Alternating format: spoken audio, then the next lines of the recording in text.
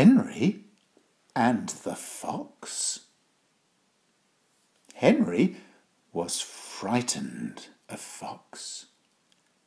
It would have been all right if he was a little bigger and a little stronger, and if his prickly spines were a little tougher.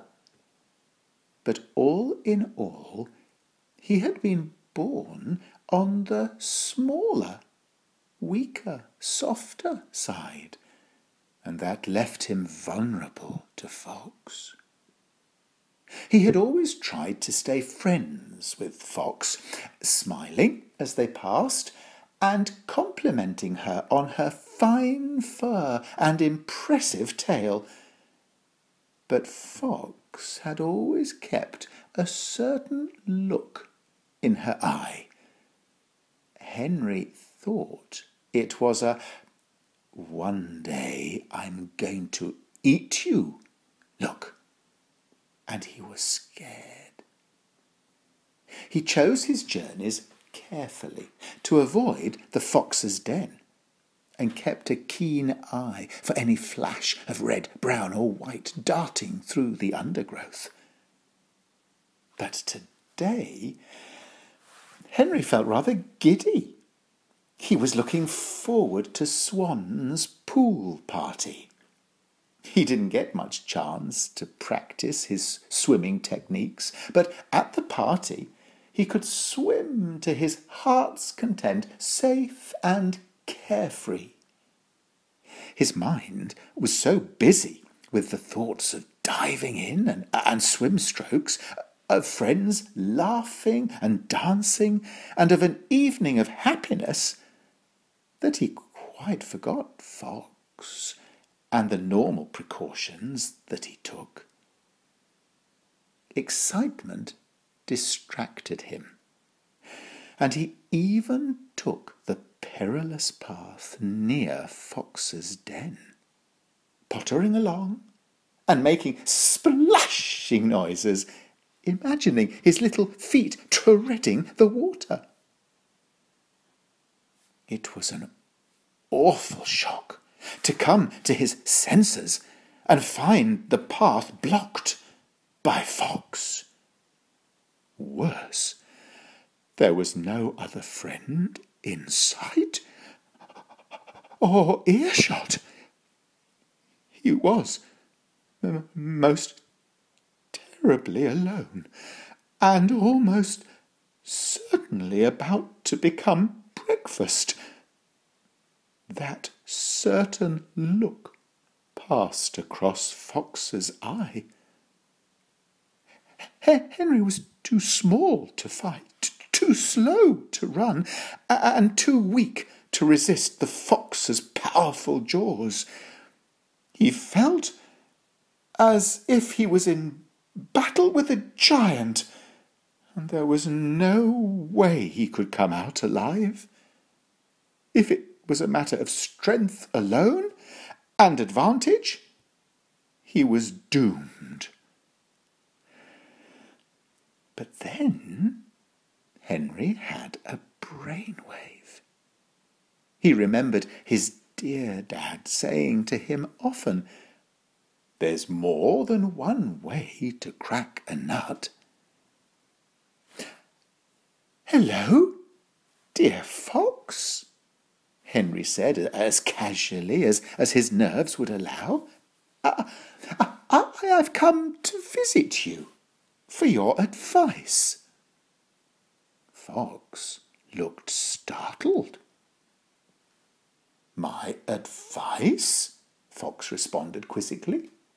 "You see," Henry continued, "I've always held you in such great respect, and felt that you were a dear friend that could always be trusted in an hour of need." "Oh," spluttered Fox, quite confused. "Well, I realised that this evening at Swan's party I have no one to dance with.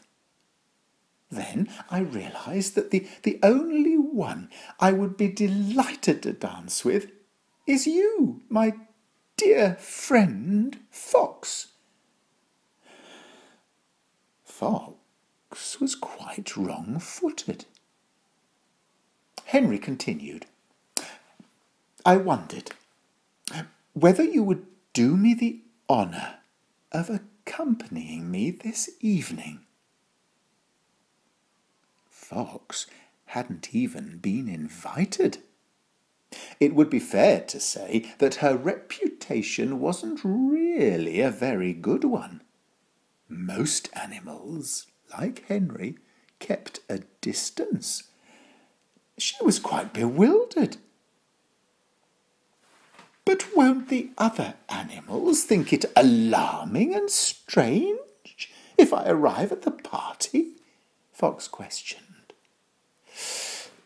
They will, confirmed Henry, but not if you come with me, as my partner for the evening.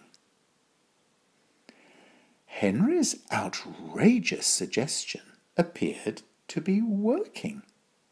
The "I'm about to eat you" look in Fox's eyes had been replaced with a "what a surprising invitation to receive" look. Then I accept, dear Henry, Fox said. Henry could hardly believe that he had escaped with his life. His quick thinking had saved the day. He was alive, had said his goodbyes, and see you later then, and with sheer relief began to skip down the path. But his happiness was short-lived. He stopped suddenly, and a shiver of dread struck him. He had committed himself to attend Swan's party with Fox. What would the other animals think? If he didn't go, Fox would surely be angry. If he did go, the other animals would surely be angry. If he didn't go, Fox could well eat him. If he did go, Fox could well eat his friends at the party. It seemed an unsolvable dilemma, and Henry sank down beside Caterpillar's home, lost in worries. Caterpillar, most concerned, asked why Henry looked so sad. In the hours that followed, they managed to come up with a great plan. Caterpillar and his friends would spread the news and urge every animal to attend. Fox would be so overawed by the amount of animals that she would behave herself.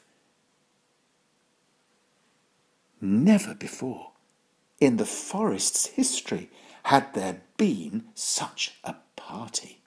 The forest was buzzing with noise and movement, and when Henry arrived at Fox's den that evening, she appeared nervous.